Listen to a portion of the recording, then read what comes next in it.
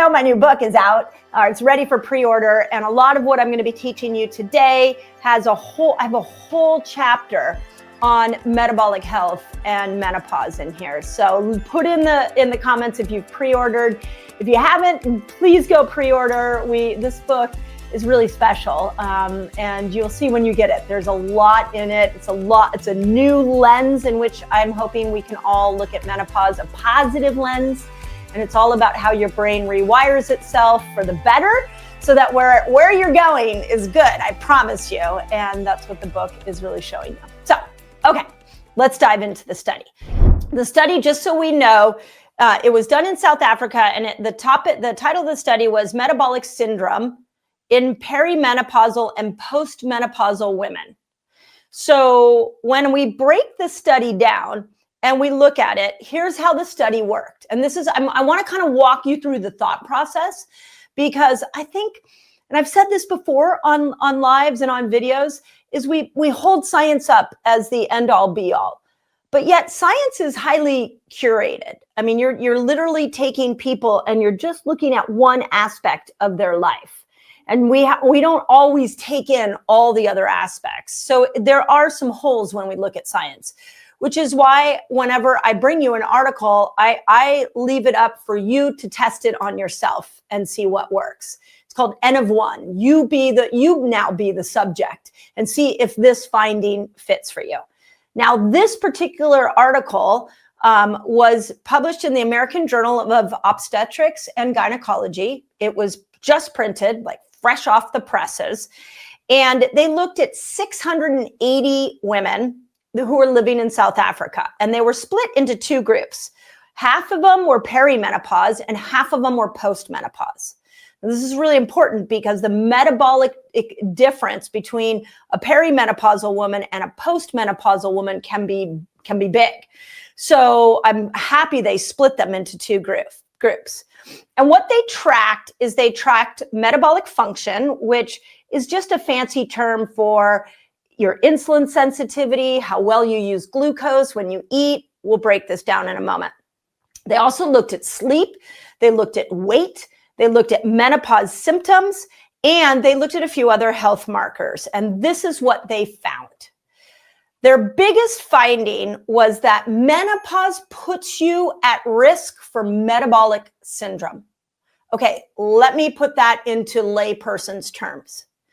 You are at risk of gaining weight, getting high cholesterol, high blood pressure, increased belly fat, all the things that we just are going, no, we can't take this anymore. Menopause puts you at risk for these things. Okay, check this out. I have a free fasting guide for you all. It's free. And it's going to teach you all the basics of fasting. It's going to teach you how to kill hunger when you fast, which is really cool. And it's going to show you how to break your fast, among many other things. All you got to do is click on the link below and enjoy. Now, there is a term called metabolic syndrome, and this is what it is.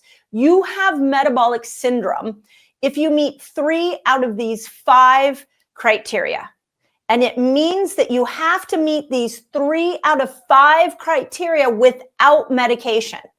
So if you're on high blood pressure medication or you're on a statin, that doesn't mean that you are still having one of the 3 of the 5 criteria. And here they are. So if your blood pressure is high, and the study went on to say it was 130/85 or higher was considered high. If you had high blood sugar, over 100 milligrams per deciliter of fasting blood glucose, if you had excessive abdominal fat, a waist that was over 34.6 inches in women, if your triglycerides were high, over 150, and if you had low HDL cholesterol, which is the healthy one, if it was under 50. So if you have 3 out of those 5, you have metabolic syndrome, and menopause can create this. And what the study found was that 47%, just take this in, 47% of perimenopausal women and 61.4% of postmenopausal women met the criteria for metabolic syndrome. And what's so interesting is that they said that the metabolic problems weren't linked to age. They were linked to your hormones. Okay, let's just put that over here for a moment. I'm coming back to that. I know you're all going to ask me about HRT and what if that helps it. We're going to come back to that.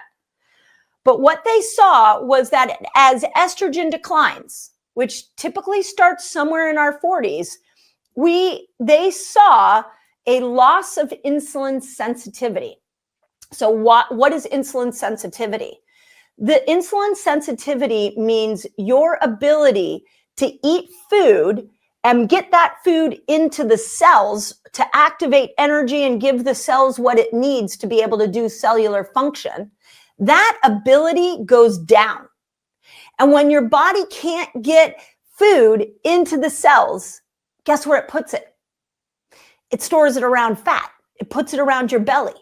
So just the act of estrogen going down creates this loss of insulin sensitivity. Second thing is that they noticed that when a woman's estrogen declines, her belly fat goes up. Put it in the comments if that's you. And if you're willing to share it, I really appreciate that. This is not about shaming. This isn't about feeling guilty. Menopause caused this. We haven't even gotten into diet and like what your habits are. They also showed that when estrogen declines, triglycerides go up. So you might see that on your blood work. Your blood pressure goes up and you have lower HDLs, which are the good cholesterols. You can also bring that back with diet. And so why this matters is one of the things we know about metabolic syndrome is that it increases your risk of chronic disease.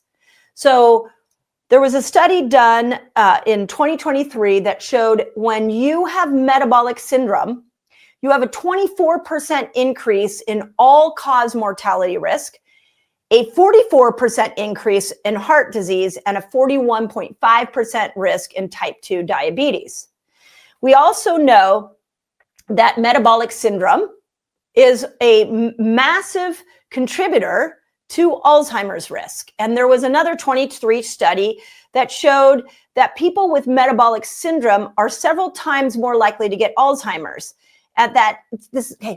Hold on to this one for a second. Insulin resistance from metabolic syndrome starves your brain of energy. Okay, put in the comments how many of you are feeling like you can't focus, that you have brain fog all the time, that you're struggling with memory. Okay, insulin resistance from metabolic syndrome starves your brain of energy. And when your brain doesn't have energy, just like when your phone, it doesn't have battery power, it will not function right.